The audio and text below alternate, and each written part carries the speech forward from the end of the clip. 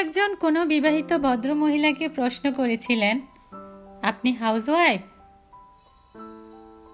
না working woman? ভদ্রমহিলা খুব সুন্দর একটা মন ছুঁয়ে যাওয়া উত্তর দিয়েছিলেন।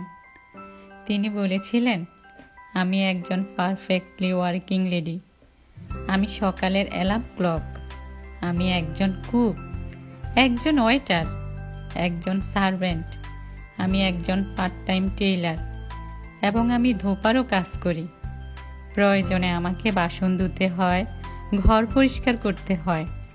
বাচ্চাদের জন্য আমি একজন গৃহশিক্ষিকা, আর বাড়ির বয়স্কদের জন্য আমি একজন নার্স।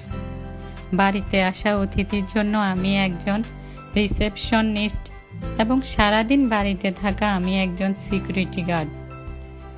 আমি ঘরে সেজেগুজে থাকা একজন বউ। আমার স্বামীর জন্য আমি একজন মিত্রা, একজন প্রেমিকা এবং একজন স্ত্রী। বাচ্চাদের জন্য আমি যেন আলাদিনের চেরাগ। না আমার কোনো ওয়ার্কিং, না আমার কোনো বেতন আছে, কোনো প্রমোশনও নেই, কোনো ইনক্রিমেন্টও নেই, নেই কোনো বোনাস।